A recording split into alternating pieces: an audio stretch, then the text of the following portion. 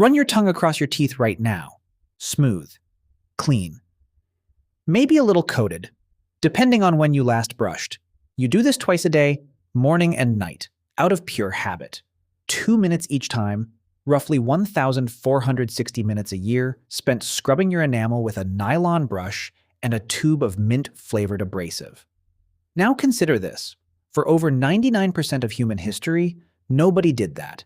No brush, no paste, no mirror to check for plaque. And yet, when researchers pulled apart the fossilized dental plaque of Neanderthals who lived 42,000 years ago in what is now Spy Cave, Belgium, they didn't find rot. They found starch grains from cooked plants, traces of chamomile, and yarrow, a bitter medicinal herb with almost no nutritional value, preserved right there in the calculus on a Neanderthal's molar. That's the disruption. Cavities, the thing your dentist warns you about at every visit, were rare in the deep past, not because ancient humans had better hygiene, but because they had a completely different relationship with food, bacteria, and their own mouths. What you're about to hear will change how you think about that toothbrush sitting in your bathroom cup, because it's not really a symbol of hygiene. It's a symbol of a problem humans invented. In 2012, a biological anthropologist named Karen Hardy led a team that examined dental plaque from 5 Neanderthal individuals recovered from El Sidrón Cave in northern Spain, a site where the remains dated back roughly 49,000 years.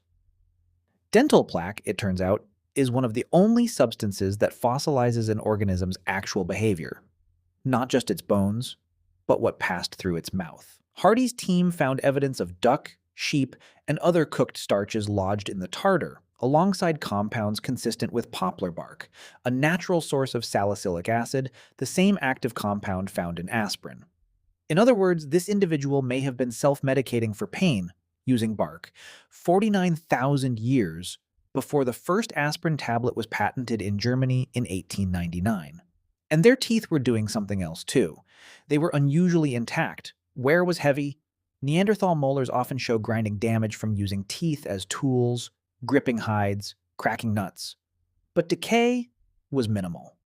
In a 2013 review of Paleolithic remains across Europe, researchers found cavity rates hovering around 2% of teeth examined.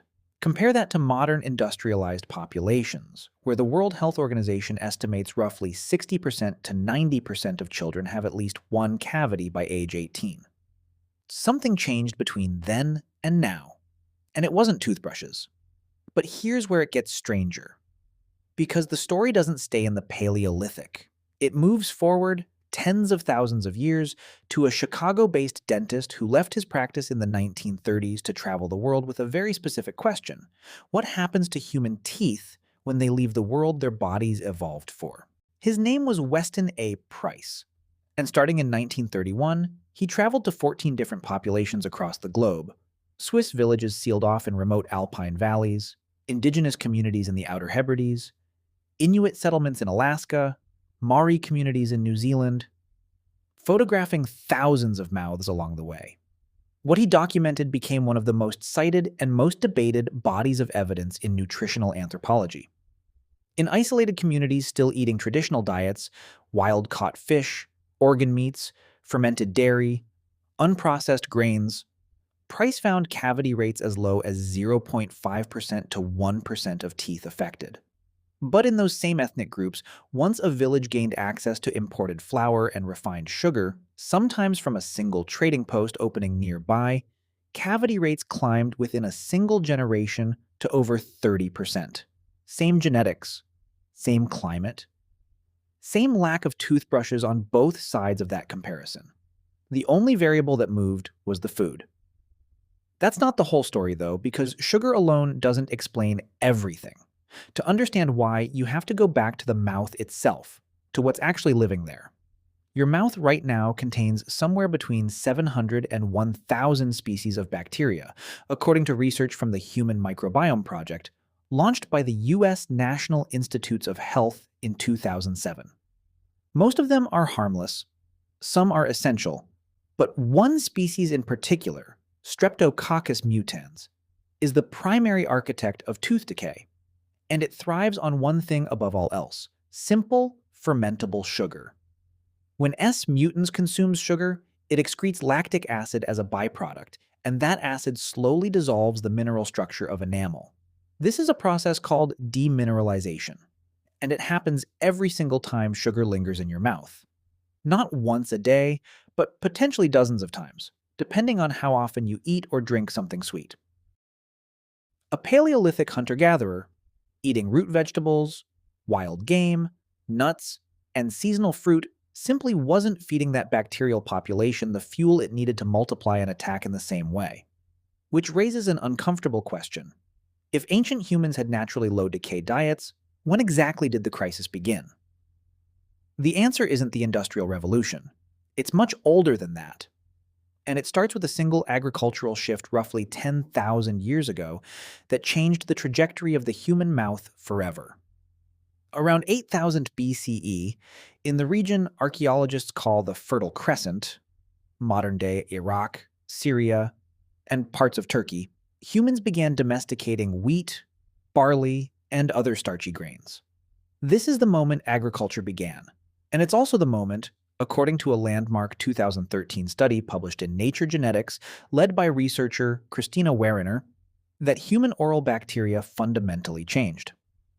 Wariner's team analyzed calcified dental plaque from 34 prehistoric human skeletons spanning 7,500 years, and found that the diversity of oral bacteria collapsed as diets shifted towards starch and sugar.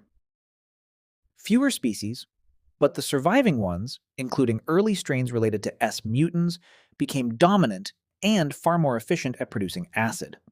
The invention of farming, in other words, didn't just change what humans ate, it re-engineered the ecosystem inside their mouths, favoring the exact bacteria that cause decay.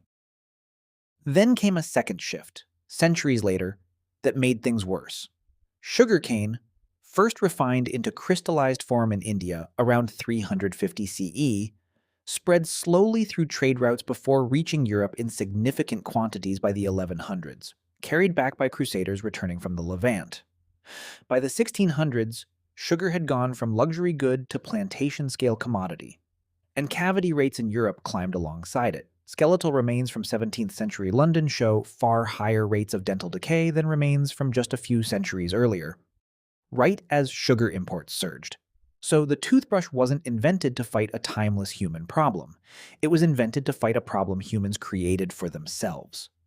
The first mass-produced toothbrush didn't appear until 1780, made by an Englishman named William Addis while in prison, using cattle bone and boar bristles. Fluoride toothpaste didn't arrive until the 1950s. In evolutionary terms, humans have been managing an artificial dental crisis for roughly 10,000 years, and only actively fighting back against it with real tools for the last 240. Which means the ritual you perform every morning and every night isn't really hygiene in the way you think of it. It's damage control.